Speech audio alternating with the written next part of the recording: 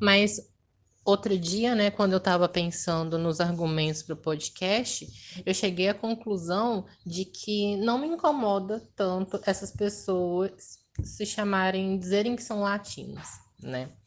E aí, por quê? Aí vai vir, ó, prepara. Mas é porque, assim, primeiro, a categorização América Latina e latino-americano é uma categorização ocidental, né? É o Ocidente que olhou para cá e definiu esse local e as pessoas que estão aqui dessa forma. Visto isso, para mim, essas pessoas tá tudo bem elas se denominarem latino-americanas porque elas de fato são latino-americanas. Elas estão em consonância e em acordo com o Ocidente nas suas várias facetas. Né? Elas não são o que Lélia Gonzalez chamou de ladino-americano. Elas são latino-americanas, mas elas não são ladino-americanas, porque elas não chegaram num nível de consciência ou um nível de caratismo, de bom caráter, né, de vergonha na cara, de perceber como essas relações raciais, elas, como a Lid falou, são relacionais e tem muita coisa imbricada. Né? Então é muito fácil recorrer à identidade latino-americana para ser tipo para fazer parte da luta com os nossos irmãos, né, latinos. E aí tem que fazer isso, esse movimento de se chamar de latino-americano. E aí, de fato, tudo bem se chamar assim, afinal de contas, está fazendo um movimento que corrobora com todo esse processo colonial ocidental. Agora, se dizer ladino-americano, aí já é outra história.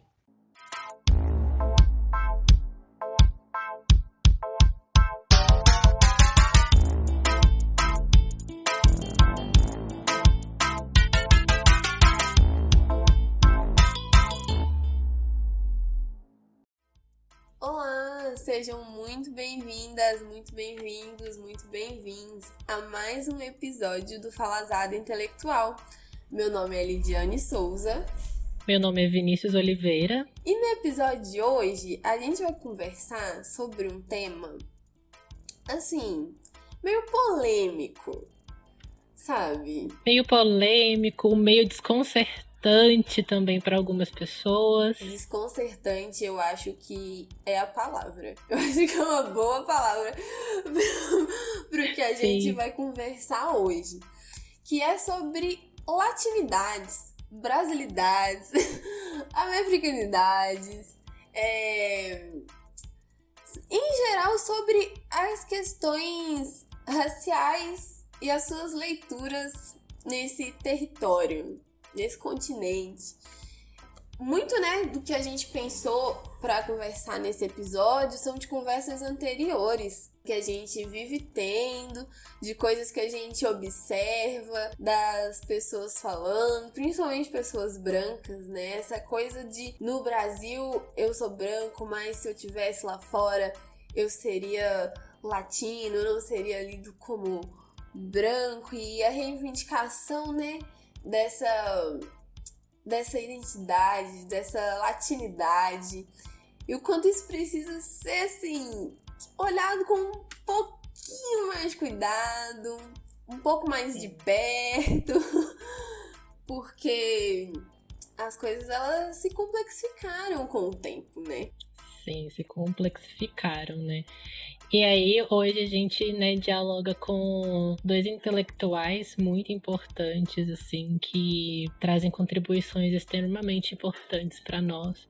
Primeiro é Lélia Gonzalez, né, nossa querida Lélia, com o texto A Categoria Político-Cultural de Americanidade. E o segundo intelectual é um ativista indígena americano chamado Russell Means, com o texto Para que a América viva, a Europa deve morrer. Uma coisa que eu acho interessante, já assim, fazendo uma interligação entre esses dois textos, é que as datas de publicação deles são próximas, né?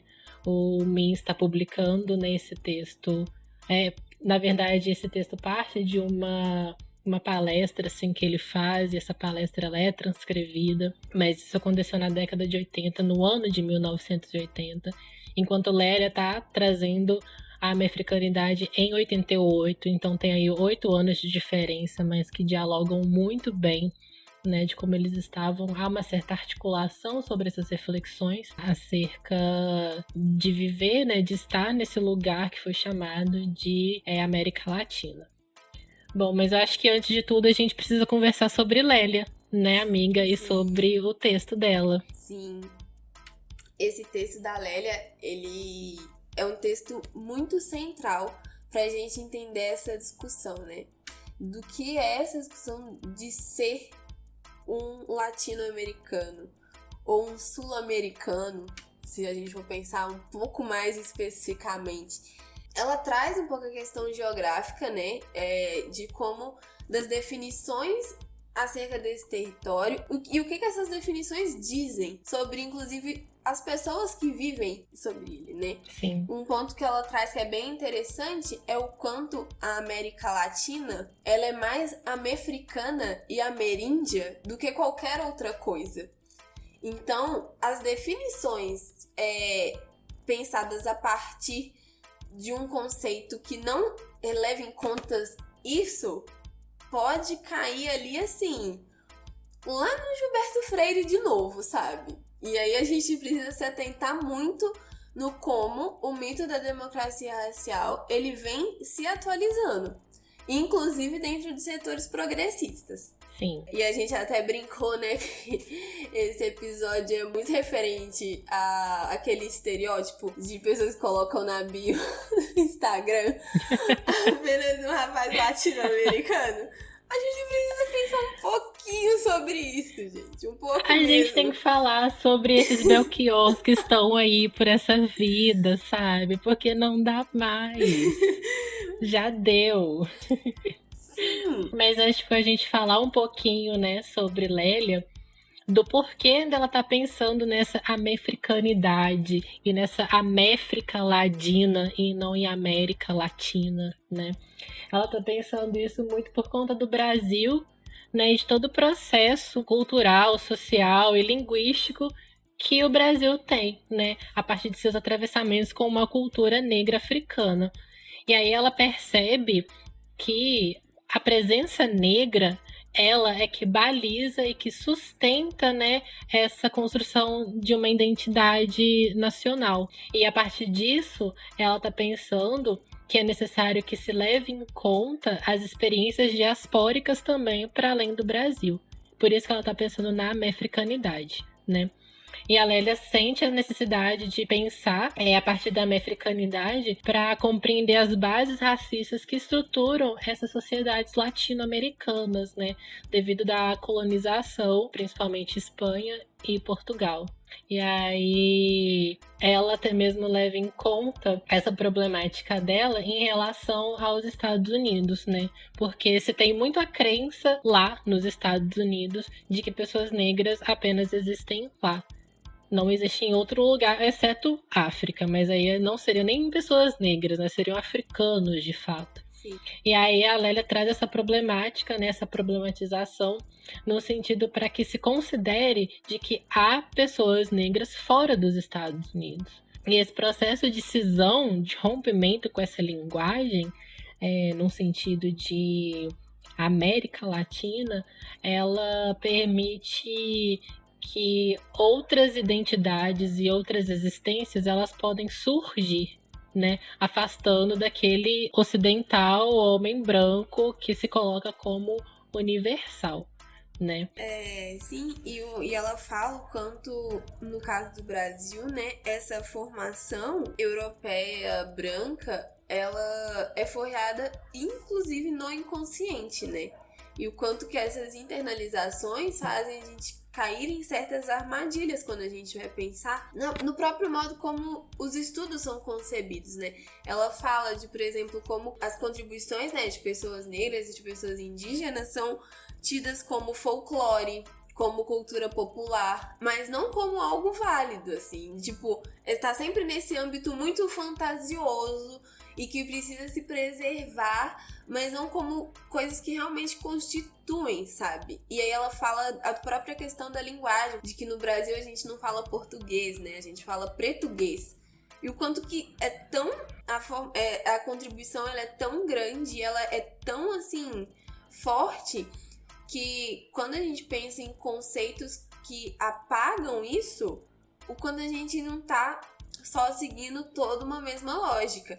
E o conceito da América Latina, ela apaga completamente a contribuição de povos não brancos para a estrutura desse continente. Sim. Que foi, inclusive, só construído por causa desses povos não brancos num processo extremamente violento, né? Sim. Então, o quanto que é preciso... E eu gosto como que a Lélia, ela brinca com a linguagem, né? O quanto ela começa por aí, assim. O quanto ela faz essas trocas, né? Enquanto a gente tá falando de América Latina e não América Latina, e essas trocas do T pro D, ela até fala o porquê, assim, o quanto que isso vem de outros vocabulários que ela estudou, no qual algumas dessas letras não existiam nesse vocabulário, mas que aqui, em todo um processo linguístico, fruto da colonização, acabaram que letras e sons foram incorporados. Então, quanto à subversão da linguagem, ela é extremamente necessária, porque a partir da linguagem a gente cria e a gente nomeia categorias. Exato. E se a gente pensa nessas categorias, o quanto as categorias são políticas. Então, quando a gente está falando de americanidade, a gente está falando de uma categoria política que marca diferença dentro do continente. Sim, sim. E principalmente dessa brincadeira que Lélia traz com a linguagem, né? A gente percebe da potência que ela tem num processo político de retomada de si, né? Considerando que América Latina é um nome dado pelo próprio Ocidente, pelo homem branco, né? Referir-se aqui como América Latina é um ato revolucionário porque é a definição a partir de si mesmo e a partir da sua localidade, né? E Lélia traz isso com força. Da mesma forma também, né, como a gente se refere à América, a América é um nome dado pelo Ocidente, né? Aqui é onde que hoje a gente conhece enquanto Brasil, o nome que os povos originários deram para essa terra era Pindorama. Então, aqui não é Brasil, aqui é Pindorama. Então, trazer de volta essas nomenclaturas, essas nomeações que partem dessa nossa ancestralidade, não só negra africana, mas também dos povos originários aqui de Pindorama, no nosso caso, estabelecer uma relação com eles, assim, de modo a corromper mesmo com esse processo de identificação e contribuição para um pensamento europeu, ocidental, que no final acaba dizendo de outros modos mais bonitos, aparentemente mais revolucionários, mas que acaba caindo no mesmo lugar de desumanização de determinados povos, né? Então, quando a gente faz esse movimento, a gente compreende de que tudo aquilo que vem da Europa vai privilegiar ela, né? E Europa / Ocidente vai privilegiar ele, por mais que seja muito bonito e pareça que de fato tá falando sobre a gente e que pode servir de aliado para nós, mas na verdade é um pouco diferente disso. Sim, e ela fala, né, dos vários fatores, assim, que... E um ponto, assim, enquanto estava falando, que sempre fica batendo na minha cabeça, é o quanto isso que a gente tá pautando estava sendo pautado na década de 80, sabe? Não é um debate de agora. E que bom que agora a gente tá retomando Lélia, a gente tá fazendo traduções de autores muito incríveis, assim, pro português, né? No caso, a Lélia, ela é brasileira, é uma das antropólogas mais brilhantes que já pisaram aqui. Ela de Belo Horizonte, tá bom, gente? Lélia mineira, da licença do meu país, Minas Gerais. Brincadeira, sem regionalismos. Mas o quanto... Eu fico pensando não só o quanto determinados autores, eles têm, assim, vindo, né, com uma força agora. A gente tá finalmente lendo e debatendo. Eu falo, no caso do Brasil, a gente pode pensar na Lélia, que ainda que a gente ache que a Lélia, ela é conhecida, eu conheço muitas pessoas que, tipo assim, e aí no caso, né, nós somos das ciências sociais, Vini e eu somos das ciências sociais, mas também tem outros amigos nossos que são das ciências sociais e que conhecem a Lélia, Mas, assim, de pessoas que estão há anos na carreira acadêmica. Anos, gente, tipo assim, anos mesmo, muitos. Tipo, 20, 30 anos. Sim. E que nunca tinham ouvido falar de Lélia Gonzalez, sabe? É uma problemática. E são pontos, assim. Isso mostra o quanto esses debates não são novos. Mas eles estão emergindo agora. E isso me lembrou até um texto do Grossogel, que ele fala dos momentos de crise, né? O quanto os momentos de crise... E aí, quando a gente fala de momentos de crise no mundo, normalmente são momentos de crise em que pessoas brancas e que o Ocidente está passando por crise. Porque povos colonizados, povos não brancos, assim, estão aí há 500 anos, entendeu? Enfrentando crise. Mas que ele fala, né, que os momentos de crise, eles são muito bons para emergir determinadas epistemologias e ações. Isso é muito importante. E ações. E aí ele fala, né, de o quanto que ele sente que agora é um momento no qual as teorias decoloniais, elas podem tomar muita força. E para além disso, uma coisa que eu tenho aprendido muito é sobre não só as teorias, mas as práticas anticoloniais. O quanto que tem que estar alinhadas se a gente quer ir para algum lugar, sabe? Se a gente quer, de fato, mudar alguma coisa. E prática anticolonial quer dizer estar alinhado aos pensamentos de povos não brancos. Os povos originários, povos negros. Então, assim, tem que estar caminhando se a gente está querendo falar de mudança sistêmica. E aí, mudança sistêmica que tire o Ocidente do centro, ou seja, mudança sistêmica forjada em moldes ocidentais só vai mostrar um outro lado do Ocidente. Assim, exatamente. Essa é uma conversa que podemos ter até um episódio sobre isso um dia. Pode. Mas esse episódio tem que ser até com um convidado para dar aquela fortalecida, porque é um assunto espinhoso, assim. Sim. A gente tem que fazer a convocação, entendeu? Dos amigos e falar, galera, então, vamos falar sobre isso. Mas o quanto que isso é muito... Nossa, até assim, né? As voltas que a gente dá e depois volta de novo e já se perde, mas... É isso, gente. Quando resolve vir pra gravar, é um monte de coisa que vem aí de bagagem junto. 1 milhão de ideias. Sim, mas o quanto essas subversões, né, na linguagem, que a gente entenda de onde vem essas subversões, elas são essenciais pra gente marcar posições políticas. E aí, a Lélia, ela fala, né, de como no Brasil as várias ferramentas e a construção das categorias... lembrei, era por causa disso que eu estava falando, né, das categorias feitas por nós, para a leitura de nós, para o futuro nosso. E as categorias que não são dadas, como é no caso América Latina, que é uma categoria ocidental dada para esse território e para todos os povos que habitam esse território, que são lidos como uma coisa só.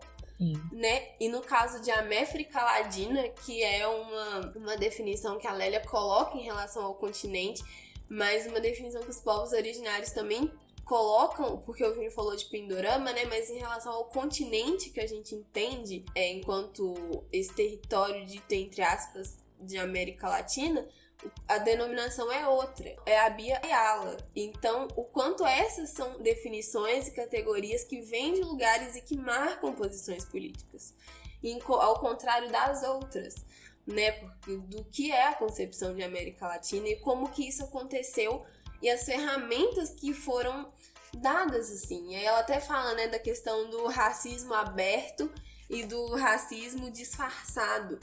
E aí, quanto isso teve ferramenta do branqueamento, teve ferramenta do discurso, teve o mito da democracia racial. Então, o quanto tudo isso apaga todas as contribuições.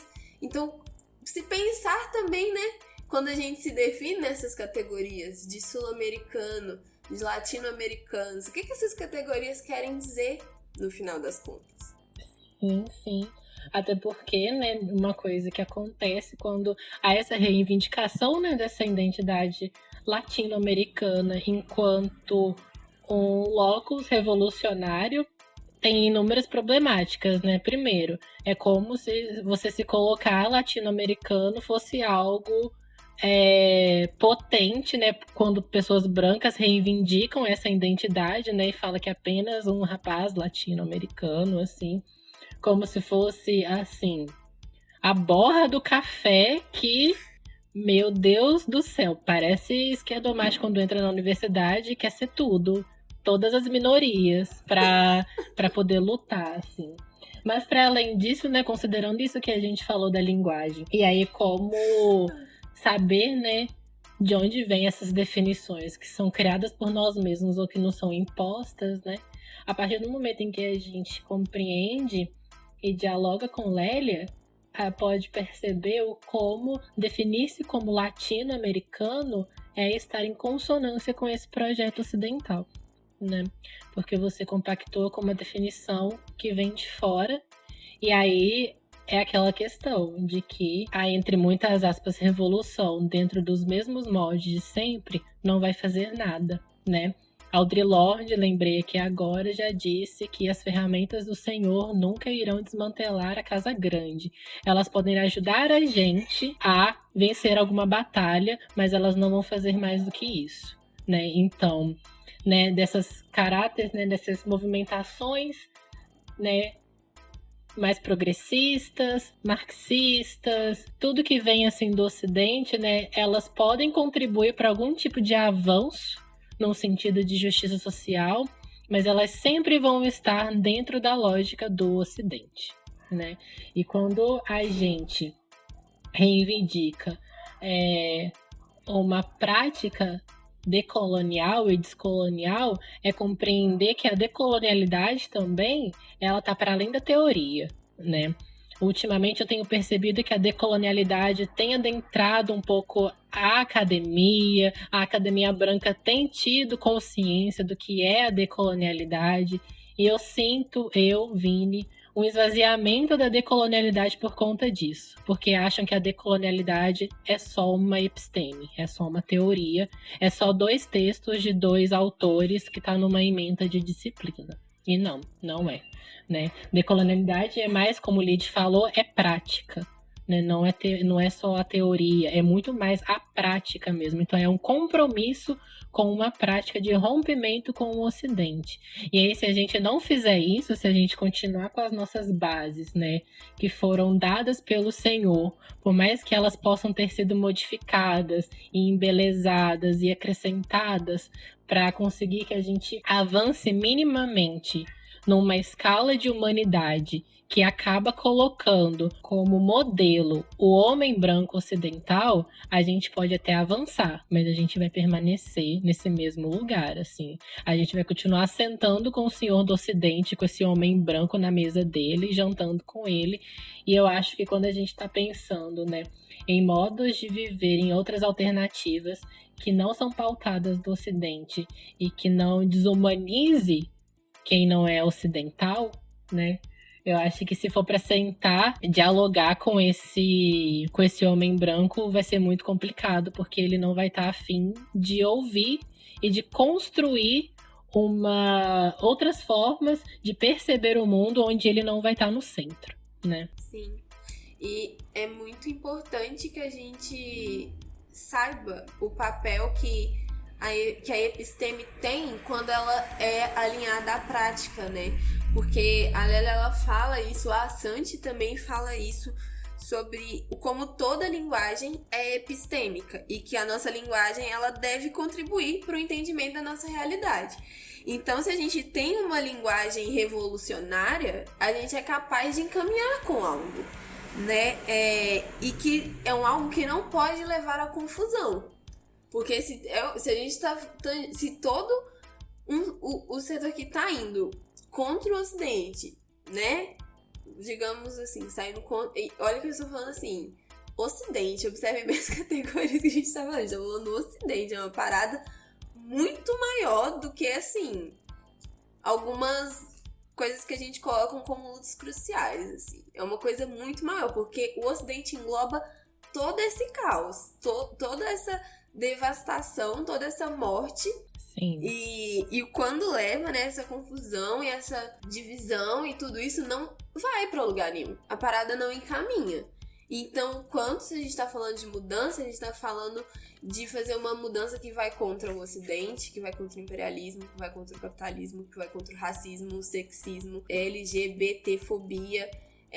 O quanto tem que estremecer, tipo, todas as bases, porque senão não vai. Não vai. E isso leva em conta, inclusive, pautas de meio ambiente. Sim. Sabe? Olha o que a gente tá vivendo. Se não for assim, a coisa não tiver alinhada pra ir contra o que o Ocidente coloca, não caminha. As categorias, elas vão recair no mesmo lugar. Que é bem isso que o Vini falou. Que lembrou da Audre Lorde falando, né? Vai até um certo ponto. Mas até o ponto onde eles permitem, sabe? Então, quanto assim, ou faz uma outra com outras bases, ou não vai caminhar. A gente só vai conhecer um outro lado dentro de uma mesma coisa. E é difícil ouvir isso. Sim. É muito difícil ouvir isso, é muito difícil ler isso, sabe? Por causa do modo como a gente foi entendendo que as coisas eram. Exato. Mas o quanto esse modo, ele tá ali, sabe? De mãos dadas, assim, com vários níveis de opressão. Então, é importante que essas coisas sejam colocadas em xeque, que elas sejam repensadas, que a gente faça esses exercícios, assim. Porque isso é o mais coerente se a gente estiver falando de lutar contra alguma coisa. Sim. Né? E aí a gente pensa nessas identificações, com o que a gente se identifica, com o que a gente, de que modo a gente se designa. Isso é muito importante, sabe? É que tem é que nem foi uma conversa que a gente teve que o Vini, ele falou sobre isso, né? O quanto falar que é latino-americano é muito fácil, mas o quanto falar que se é ladino-americano não é. Porque é outra coisa, isso vem carregada de outros níveis de responsabilidade, inclusive. Sim. Com os seus, mas não só, sabe? É um debate, assim, que já passou da hora de acontecer. Então, assim, qualquer pessoa não é capaz de reivindicar essa identidade, assim, né? Lélia, quando ela tá pensando na africanidade, ela tá pensando o Brasil em si, todos os brasileiros enquanto africanos, mas em contextos, assim, que a gente vive sob a égide de uma supremacia branca, um pacto narcísico da branquitude, que inclusive já foi tema de um episódio nosso, que vocês podem voltar para assistir. É muito complicado para uma pessoa branca reivindicar essa ancestralidade africana que não compete a ela, né? Então, assim, isso mostra até, às vezes, um pouco como que essas discussões na própria decolonialidade, né? Que a decolonialidade não é a saída única para os nossos problemas, né? Ela não almeja isso, porque senão ela cai no mesmo lugar que o Ocidente caiu, que o marxismo caiu, o comunismo caiu, cai no mesmo lugar e a decolonialidade não está afim. Ela está afim de tirar o Ocidente do centro, que é onde ele se colocou, e saber dialogar com outras formas de perceber o mundo para tecer inúmeras narrativas e inúmeras possibilidades de resolver os nossos problemas, sabe? Então, eu vejo muito como que se não há esse esforço, né, de abandono, de rompimento com esse Ocidente que está em todo lugar, nas minúcias da nossa vida, a gente acaba, né, pensando assim, esses movimentos progressistas, essas lutas em movimentos sociais, né, a gente pode acabar sendo essa cria de Gilberto Freire, né, que acaba negligenciando algumas questões, não só raciais, mas de outros processos de matrizes de dominação, e que a gente acha que só passa a acreditar que aquele modo dos quais a gente compactua é o melhor para todo mundo. E aí, com isso, e aí o Russell Means está falando lá no discurso dele, né? É necessário que se apague povos, que se mate povos, para que todos se tornem um só, para poder caminhar por aquele lugar que o outro dominante definiu, sabe? Então, é um epistemicídio, é um genocídio, são os inúmeros sídios que perpassam, assim.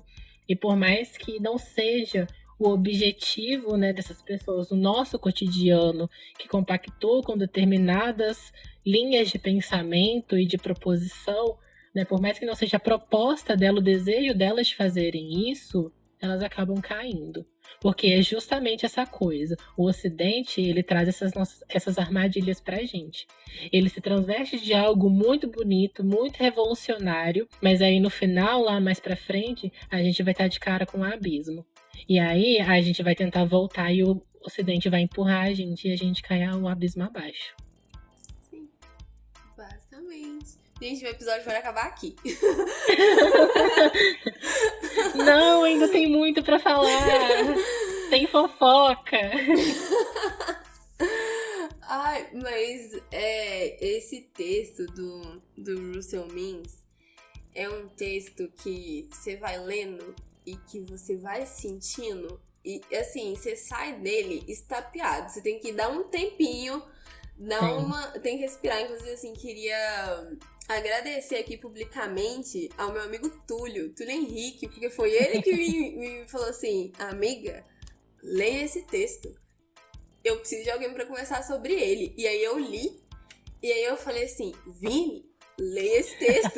E aí tem uma outra amiga nossa, a Branca, que eu virei pra ela assim: Branca, leia esse texto. A gente precisa muito conversar sobre esse texto. Sim. Porque fala umas coisas que a gente não tá muito pronto pra ler, sabe? Não. E ele coloca muito em xeque todas essas questões. Quer dizer, sabe? eu tava prontíssimo, mas algumas pessoas podem não estar, assim, então... Sim! Eu lembro que a Branca até falou assim comigo: nossa, tanto ela quanto o Túlio falaram assim: nossa, nem todo mundo dá conta, né, de ler esse texto. Eu falei assim: grande parte não. Gente, inclusive, vão ler. Esse texto é muito bom, muito curtinho, é um discurso, por isso que ele é mais curto, mas leiam e depois comentem assim, com a gente, que aí quem sabe por a gente favor, faz mais um episódio só sobre esse texto e as discussões que ele faz. Eu adoraria. Então, assim... Sim, porque ele fala, né, que... E ele coloca, a gente tá colocando aqui nessas questões, mas ele coloca os dois extremos dos aspectos, assim, de existência que são possíveis dentro do Ocidente, um de frente pro outro. E fala assim, é a mesma velha canção. Ele repete essa frase várias vezes. É a mesma velha canção. E parece muito assustador a gente falar isso.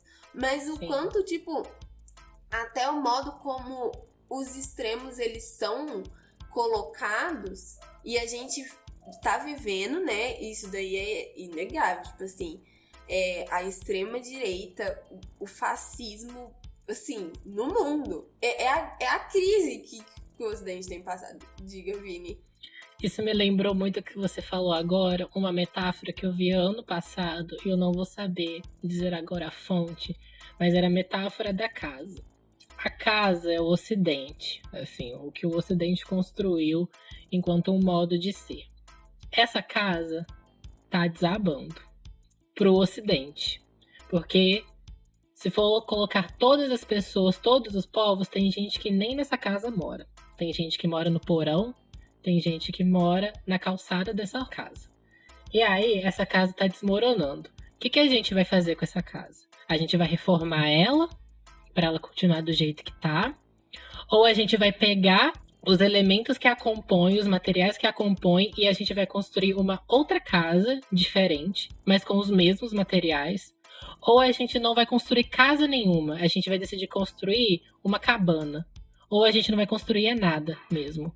Então eu acho que essa metáfora é interessante pra gente pensar, né? A partir daquilo, dessa coisa que o Ocidente nos entrega, a gente vai construir uma outra coisa a partir dele. uma coisa igual a ele, ou uma coisa diferente, mas com que ele nos entrega, ou a gente não vai construir nada. Porque esse material que ele entrega pra gente já nunca valeu nada, mas agora sim a gente percebe, consegue visualizar de que ele de fato não nos serve, nunca nos serviu. É isso, tá, gente? É sobre isso, tá? É sobre e não isso, tá tudo sabe? bem, porque não é pra tá tudo bem, tá, Não. gente? Não é pra tá tudo bem, assim. E o quanto, aí às vezes, né, vem todo um discurso, tipo assim, mas assim, a gente tem, tipo, aí vem o discurso da unidade, né? Porque senão não vai. Mas que unidade que não tá...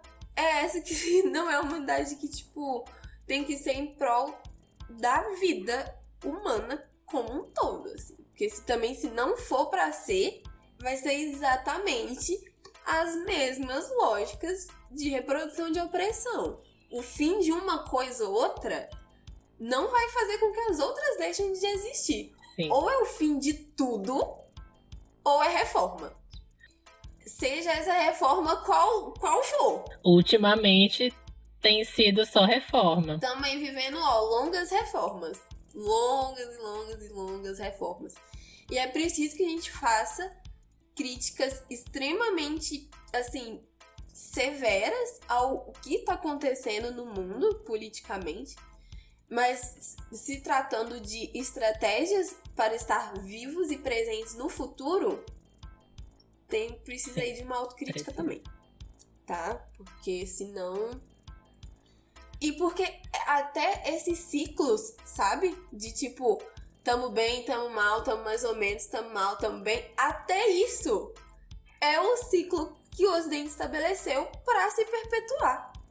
Então, ou é ou não é, galera. Ou é ou não é. E eu acho muito bom que a gente entenda isso agora, porque a gente tá num momento que a gente tem que tomar atitude de ruptura, sabe? Reforma não é uma parada que tem que estar em pauta mais. Não é tipo, eu acho que se a gente fizer desta forma, essa coisa do ser, sabe, extremamente, tipo, calmo e não, sabe, cheio de não me toque, sabe? Tipo, olha a situação que a parada tá, gente. Eu fico muito, assim, preocupada, tipo, porque olha o ponto que a gente chegou, sabe? E chegou por causa de reforma. Sim. E aí, se a gente tá falando de mudança, é aí que tá. A gente tá falando de mudança, a gente quer falar sim, mas então que ela seja em cima de outros moldes, porque se não for, a gente acaba sendo apenas um assistente virtual de movimento social aí, de partido político, né? E aí a gente não vai ir para lugar nenhum, continua nesse mesmo lugar. Sim. E aí, puxando um pouquinho esse assunto e um pouco do que a Lid falou um pouquinho lá atrás, sobre essas identidades latinas, né? E como a gente se prende e fica nesse ciclo para sempre, né? A gente percebe muito que, às vezes, uma ligação muito com as noções de preconceito e relações raciais aqui no Brasil, muito em comparação com os Estados Unidos também, né? Sim. E aí um exemplo que é clássico dentro das ciências sociais é o Horácio Nogueira, pensando o preconceito racial de marca e preconceito racial de origem, né? Sim. E parece que a gente está sempre preso dentro desse paradigma. Vamos falar sobre isso. É um texto lá de 1954, então tem aí todo um tempo que já aconteceram inúmeras coisas, não só lá nos Estados Unidos, mas aqui, que faz com que a gente pense que as relações étnico-raciais se complexificaram, né? As coisas já não se dão apenas somente pelo preconceito racial de marca e preconceito racial de origem, né? Ele pode servir para a gente como um pontapé inicial para a gente pensar e propor outras formas de perceber o que está se dando na realidade, né? Amigo, explica de uma maneira, assim, rápida. Não sei se rápida, pode ser demorada, a gente tem tempo de ficar falando aqui. Mas, assim, explica só a diferença, assim, da denominação, né, de preconceito racial de marca e de origem, porque eu acho que a gente vai poder se valer de uns exemplos pra gente pensar nos perigos dos lugares que se caem, assim. Então, faz essa distinção aí pra gente. Tá bom. O preconceito racial de marca, pro Horácio Nogueira, é aquele preconceito que tá ligado aos fenótipos, né? Às características visíveis das pessoas. Então, pensando nesse preconceito racial, se a pessoa é de uma pele clara, de tez clara, ou pele de tez escura, se o nariz dela tem características que se aproximam mais da negritude ou da branquitude, o cabelo crespo ou o cabelo liso, né? Isso confere esses preconceitos raciais de marca, é aquilo que você enxerga, né, na outra pessoa. Já o preconceito racial de origem, é importante lembrar que esse preconceito racial de marca, de acordo com Horácio Nogueira, ele é predominante aqui no Brasil. O preconceito racial de origem, ele é predominante nos Estados Unidos. E esse preconceito racial de origem, ele não se importa muito se você tem a pele clara, pele escura, cabelo crespo, cabelo liso. O que importa é a sua origem de família, né? A sua origem sanguínea, a sua genealogia, assim, né? Então a pessoa, você bate o olho nela e fala, essa pessoa é branca, mas se a mãe dela, a avó dela, lá nos Estados Unidos, é uma pessoa negra, é esta pessoa que você vê e enxerga ela como branca e classificaria ela como branca, na verdade ela seria negra, né? E aí, quais as problemáticas disso? Que foi como que eu falei, houve uma complexificação dessas relações raciais. Tudo, na verdade, eu acho que nem antes, na época do Horácio Nogueira, era tão simples assim. Agora é muito menos. Sim. E aí, por que a gente tá trazendo isso? Como eu falei lá no princípio, dos inúmeros casos que a gente às vezes ouve de tipo assim, eu sou branco no Brasil, mas se eu for para os Estados Unidos, eu não vou ser considerado branco, eu vou ser lido como negro. E esse tipo de discurso que a gente sempre ouve. E esse tipo de discurso é o tipo de discurso fundamentado nisso que o Horácio Nogueira estava falando, mas ele estava falando isso em 54. A gente está em 2021. Olha a quantidade de tempo que já passou. As coisas, elas não são mais assim, tipo, sabe? E é muito importante que a gente fale sobre isso, porque volta e meia tem casos, inclusive na mídia, sabe? Das pessoas falando sobre isso. E aí a gente precisa entender, primeiro, assim, a gente precisa entender várias coisas. A gente precisa entender que raça são categorias relacionais. Sim. Isso é relacionado a contexto histórico, a contexto geográfico. Então, esse é um ponto. Assim, raça é uma categoria relacional.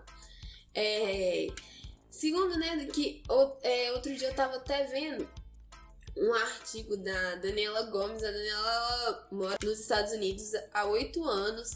Ela é doutora, jornalista, ativista.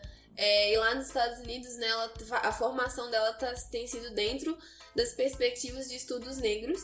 E aí ela tem um artigo que ela fala um pouco sobre essa perspectiva lá. Essas perspectivas de raça em relação a essas outras partes da América, por exemplo. Isso inclui a América Latina. E aí, por que a gente estava falando das categorias, né? Que a gente muitas vezes não entende o quanto isso é complexo. Porque ela fala que é até essa questão da teoria da única gota, né, no sangue, que era a grande definidora do preconceito racial de origem, ela não é algo que se impõe assim, mas nem enquanto categoria racial, nem enquanto identificação. Isso devido ao aumento da imigração e a presença de outros povos nos Estados Unidos tem feito que o conceito de etnicidade também tenha se tornado muito dinâmico, tem passado por muitas mudanças. Então, o que isso quer dizer? Que negros continuam sendo negros e brancos continuam sendo brancos, só que dentro disso tem várias outras categorias, tem várias outras coisinhas no meio disso. Então, ela fala, por exemplo, do conceito de latinidade, né? Que o conceito de latinidade lá, ele inclui todos os imigrantes da América Latina. inclusive o Brasil. Ou seja, não são só os países que falam espanhol. E aí, esse conceito tem um problema. Porque eles colocam todas as pessoas da América Latina como uma coisa só, sabe? Então, brasileiros, mexicanos, argentinos, cubanos, porto-riquenhos é um povo só dentro desse conceito. Ou seja, o segundo problema que isso traz é que ignora os dados e os problemas de cada país, as particularidades. Isso molda a ideia do que é ser latino. Sim. E aí um outro ponto, né, dentro desses extremos, assim, né, do que é ser negro, do que é ser branco, que é curioso de se pensar, é que, por exemplo, as pessoas negras que são latinas, nem elas, muitas vezes, são lidas como negras dentro dos Estados Unidos. Então, se nem as pessoas negras são tidas como pessoas negras dentro desse território, pessoas brancas muito menos. Então, inclusive, se afirmar, né, uma coisa bem interessante que ela traz, é que se afirmar enquanto afro-latino é uma afirmação, assim, política, de que existem outras pessoas negras que não há. Sim. Porque existe uma diáspora para todo o continente, né? Então, não é porque alguém não nasceu nos Estados Unidos que ela deixa de ser negra. Então, o que ela fala que esse discurso, de quando a gente faz esse discurso de tipo assim, no Brasil eu sou branca, mas lá fora não, o que a gente está debatendo é muito mais que uma questão de colorismo. É o racismo do mito da democracia racial traduzido para lá. Então, assim, a pessoa, ela não seria vista como outra coisa, sabe? A pessoa branca, ela não seria vista nem como negra, nem dentro da categoria latina, nem dentro da comunidade latina, nem dentro da comunidade afro-americana. E os brancos tratariam como inferior, mas também não veriam essa pessoa enquanto pessoa negra. Então esse discurso tá cheio de falha. Esse discurso tá fundamentado em discussões da década de 50. Então, qual que é o ponto, né? Que aí a gente também entende ser branco como uma coisa só. E então, pessoas latinas brancas, elas ganharam a categoria de pessoa não branca porque a sua branquitude não é a branquitude europeia anglo-saxã. Mas elas ainda carregam consigo tanto o racismo quanto o privilégio dentro das comunidades, discriminando inclusive pessoas negras latinas, pessoas indígenas e até mesmo os afro-americanos. Então, assim, sim, sabe? E é não muito... dá mais pra ter esse tipo de discurso. E essa relação, né, tá muito ligada mesmo a quando a gente tá falando de Ocidente. O Ocidente, ele engloba a Europa, mas também os Estados Unidos, né? Sim. Os Estados Unidos têm essa premissa imperialista de dominação, assim como a Europa teve e tem, né? Então é muito... né, o centro do mundo tá ali no norte, né? Quando a gente procura um norte pra gente, tem toda essa...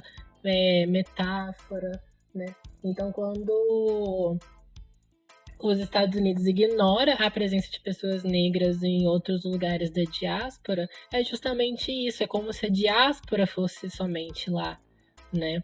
E aí, esse é um problema dos Estados Unidos, mas até mesmo dentro dos próprios movimentos sociais lá, até mesmo os movimentos negros que durante muito tempo tiveram essa dificuldade em dialogar com outras pessoas. E inúmeros intelectuais, mulheres negras vão pautar isso, a necessidade de se abrir ao diálogo com outras pessoas para além dos Estados Unidos, porque senão essa questão da luta, ela não caminha, ela continua no mesmo lugar, nos mesmos moldes, né? Então, eu acho muito interessante ela trazer essa abordagem, né, a Daniela Gomes. Eu fiquei muito impressionado quando ela falou que esse colorismo, né, mais que colorismo, é esse mito da democracia racial traduzido para o inglês, assim, porque as coisas se complexificando, se diversificando, e como que a gente, às vezes, né, quando vai aprender sobre racismo e relações raciais, a gente olha para os Estados Unidos como referência. Sim, Sendo que, total. colocando essa questão da democracia racial, isso gera um debate muito consolidado aqui no Brasil, né? Por Sim. pessoas, por intelectuais negros que estavam discutindo, quebrando esse mito já há muito tempo, há décadas atrás aí. Então, como que a gente também necessita olhar para a nossa própria história, para os nossos próprios conhecimentos, porque a gente aprende muito mais com a gente do que pode aprender com esse outro que está lá distante e que às vezes até quer tentar dominar a gente. E enquanto a gente fizer isso enquanto América Latina, a gente não vai andar. Enquanto a América Latina e a Biala, aí vai, entendeu? Então, o quanto sim, por que a gente ainda tá se valendo dessas categorias como uma coisa que, sim, tá fadada a ficar preso historicamente dentro de um paradigma que já se atualizou várias e várias e várias vezes e tem se atualizado, sabe? São dinâmicas que elas se atualizam todos os dias. E o quão é importante entender que elas se atualizam. Isso é muito importante, entender o quanto que o conhecimento, sabe? Ele acontece. E ele acontece na ação de diversos agentes. Sim. Sabe? Porque até o modo como a gente concebe, né, o que é conhecimento válido ou não, quem são as pessoas que estão falando de conhecimento ou não. Aconteceu um caso recente que foi até a Branca que me contou, que a gente estava debatendo sobre as questões de América Latina, e aí ela estava me falando da Anya Taylor-Joy, que é aquela atriz que é protagonista de O Gambito da Rainha, sabe? Sim. Ela é uma atriz de ascendência argentina. Ela nasceu em Miami e se mudou para Buenos Aires quando ela era criança. E ela só falava espanhol até mudar para Londres. Mas a primeira infância dela foi toda assim na Argentina. Ela considera espanhol a primeira língua dela. E os pais dela, né, são argentinos. E aí ela tava falando que em uma entrevista, até uma entrevista de promoção mesmo da série, que ela se identifica como uma mulher latina branca. E foi todo um burburinho, assim, toda uma polêmica de como isso é possível, isso existe. E isso mostra como é exatamente porque a gente ainda acha que as coisas estão acontecendo da mesma forma que elas aconteciam há 50 anos atrás. Então, o quão, assim, é muito importante a gente pense como que essas coisas elas vão se atualizando e o quanto que isso é importante para que a gente não reproduza as dinâmicas opressivas dentro dos territórios. Sim. E aí, território que eu falo de uma maneira muito ampla. Território enquanto terra, território enquanto espaços de luta. Todo território é um território de luta, inclusive, né? Esse também é um ponto. Mas é isso, sabe? Quando a gente precisa pensar nessas denominações, nessas categorias, entender os porquês, entender os porquês das reivindicações, sabe? Quais que são os alinhamentos, do que a gente tá falando? A gente tá falando de passado, a gente tá falando de manutenção, a gente tá falando de estar vivo no futuro. E se a gente tiver, quem são as pessoas que têm que estar lá vivas para isso acontecer? Sabe, por que é importante que a gente ouça as outras experiências em cima desse território, que não experiências brancas para a luta? O Grossogel fala isso também no texto dele, que também é um texto bem ácido, mas é um texto assim muito necessário. A gente vai até colocar ele lá nas referências pra vocês darem uma lida nele depois, porque ele traz, assim, ele faz um apanhado histórico muito bom, muito assim rico, e coloca assim em xeque várias questões e o quanto que a gente precisa repensar nisso, porque a gente tá no limite, assim, no limite enquanto sociedade e também enquanto planeta. Então, assim, se a gente tá falando ainda sobre questões de estar vivo no futuro, a gente não pode mais falar de reforma, a gente tem que falar de mudança. Mesmo. E mudanças que sejam alinhadas a epistemologias que estão sobre esse território e que sabem o que é estratégia de futuro, porque sempre tiveram em prol de estar vivo no futuro. É isso. É exatamente isso, assim. Eu acho que é muito reconhecer, né, essa escala de humanidade que o Ocidente nos coloca, tensionar ela e admitir que, por raça ser um elemento relacional, as coisas elas não estão fixas da forma como sempre acreditou e que não é fácil reivindicar uma posição de oprimido para tentar aliviar a barra, né? Nesse sentido, tipo, lá fora não é branco sim. Bem, só que você é uma branquitude diferente, mas você ainda tá ali do ladinho, sabe? É relacional. Você só não é a branquitude raiz, você só não é europeu, mas você ainda é branco na pele e branco nas suas concepções de ser e estar no mundo. Então, assim, Sim. Como não venha com essa de reivindicar uma identidade tida como revolucionária para, enfim, tentar fazer o mesmo jogo de sempre, sem qualquer tipo de olhar para além do próprio umbigo e para além do que se acredita ser o correto a se fazer para se ter um mundo melhor, assim. Eu só consigo lembrar da Clara falando, vocês são tudo farinha da mesma Europa. Sim. Eu só consigo lembrar dela, lendo todas essas coisas, sempre vem a poesia da Clara na minha cabeça. Ai, sabe? É tudo farinha da mesma Europa, assim. E com isso, a gente vai para as indicações, amiga, porque a gente tem indicações.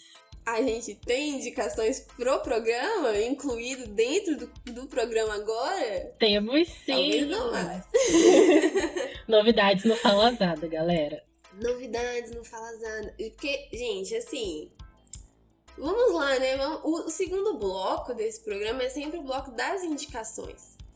Só que a gente fala muito, não é à toa o nome desse programa. A gente fala mesmo. E aí, uma coisa que a gente tem pensado, até mesmo em comemoração a 1 ano do Falazada Intelectual. Uhul. Em agosto faz 1 ano que a gente subiu o primeiro episódio dessa iniciativa. O aniversário da ideia, da concepção da ideia já passou. Foi nesse mês de julho, mas enquanto estreia, a gente faz 1 ano no mês de agosto. E aí o que a gente pensou é em fazer no Instagram como se fosse um pequeno programa cultural, entendeu? Bem curtinho, só com indicações de coisas que a gente tá lendo, que a gente tá vendo, que a gente tá ouvindo. Então, as indicações acontecerão nesse pequeno programa lá no Instagram. Então, desde já façam o quê? Sigam a gente. Exato. Em todas as redes sociais, entendeu? Em todas Vai as lá redes dar sociais. engajamento, porque uma certa rede social aí tá, né, boicotando criadores de conteúdo. Então vai lá, segue, comenta, curte. Sim. Sabe? Exalta esses falazaders aqui. Seja um falafã, tá? Só gente legal que é falafã. Então mostre que você é legal e que você é falafã, tá bom? Sim, então em comemoração a gente vai fazer esse pequeno programa. Bem curtinho, sabe? Vai ser bem suave, bem de boas lá pra gente mudar. E aqui a gente vai ficar falando, trazendo teorias, trazendo questões, trazendo apontamentos, trazendo essas reflexões. Então, sigam a gente em todas as redes sociais, @Falazada Intelectual no Instagram, @Fala Intelectual no Twitter, Falazada Intelectual no Medium, porque agora as transcrições dos episódios vão estar lá. Então temos, né, a gente faz os episódios e a gente transcreve, que a gente já falou sobre isso aqui, sobre, né, compromisso com toda a comunidade, enquanto levar, né, conhecimento, levar discussões. Então, tem transcrição. Legendem as coisas que vocês fazem, caros colegas, todos, Sim. entendeu? Todo mundo legenda, não dá trabalho. Não é difícil legendar as coisas. story, gente. É Não é facinho. difícil, não é Tem difícil. como fazer legenda automática, você não precisa, não é nem um esforço cognitivo. Sim, O aplicativo sabe? faz pra você. Se tem alguma coisa aí que o Legendem. Ocidente serviu, foi pra criar um troço desse, sabe? Então Sim. aproveita. Legendem as coisas, é muito importante. E essa reivindicação vem muito das pessoas com deficiência, mas para além também, sabe? Eu acho que essa é uma responsabilidade que a gente tem que ter com essas pessoas, mas por tantos outros motivos. Então vai ter transcrição lá no Medium. E também, falando de plataformas, a gente está no Spotify, no Deezer, na Apple Podcasts, Google Podcasts e também no YouTube. Então, tem os episódios lá também. Vão lá, tá? Ouvir, comentar, se inscrever, divulgar, entendeu? Por favor, no YouTube, pega o vídeo, abre em várias abas no seu computador e deixa lá enquanto você dorme, sabe? Pra dar visualização pra gente. Porque, né, tô parecendo aqueles youtubers, mas, né, vamos piramidar o trabalho do amigo. Piramidem o trabalho dos amigos. Porque, gente, as plataformas é um boicote, assim, bizarro, coletivo. Pois é. Com Essa todo semana, mundo, inclusive... Tá? Com todo mundo. Inclusive, essa semana, um colega meu, o Jean, ele chegou a comentar comigo, assim, que as plataformas não entregaram pra ele que os episódios estavam chegando, assim. Então ele não ouviu o episódio de Amarelo e ele ficou assim, como assim eu não ouvi esse episódio? Então, né, temos que fazer esse trabalho coletivo para que o Falazada chegue não só até vocês que estão aqui, né, que já acompanham a gente há um tempinho, mas também a outras pessoas, para fazer com que esse conhecimento circule e seja dinâmico, que a gente produza outros conhecimentos, para além do que a gente já sabe, porque, né, o aprendizado é uma coisa constante e é sempre muito bom aprender. Sim, e já que o Jean falou que não foi entregue para ele o episódio amarelo, vou passar aqui rapidinho o episódio sobre o que a gente tem. A gente tem o nosso episódio piloto, que a gente fala o que é essa grande falazada intelectual. Tem a gente falando sobre o Black King, que é o álbum da Beyoncé. Tem a gente falando do Amarelo, que é o álbum do Emicida. Tem a gente falando sobre Pacto Narcísico da Branquitude. Tem a gente falando sobre a situação, né, das populações subalternas na pandemia, no qual a gente traz dados extremamente importantes. A gente discute sobre racismo ambiental, sobre pandemia, saúde pública como um todo. E aí agora, esse episódio de latinidades, tem mais algum? Não, eu acho que não. Acho que não. São só Acho esses. que não. E aí, é isso. É isso. Temos um episódio? Temos um episódio. Gente, muito obrigada pela companhia até aqui, até breve. Um beijo pra vocês, se cuidem, a vacinação está avançando finalmente, mas continuem em casa, por favor, gente, continuem em casa, continuem se cuidando dos seus. Se vacinem, postem foto mesmo de vocês se vacinando, entendeu? Eu fico muito emocionada com foto de todo mundo se vacinando.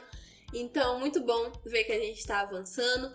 Então, se cuidem, fiquem em casa, cuidem dos seus. Um grande beijo, um abraço, até breve. Um beijo, gente. Espero, torcendo para que no próximo episódio eu e Lidy também estejamos vacinados, né? Por favor, aconteça esse momento, Brasil. Né? Um beijo para vocês. Obrigada pela companhia, por estarem até aqui, né? Nessa grande falazada com a gente. É sempre muito importante a companhia, a presença de vocês.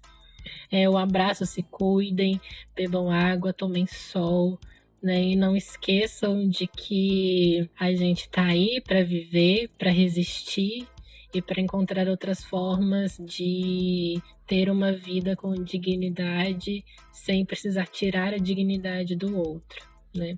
Então, um grande abraço. Tchau! Axé!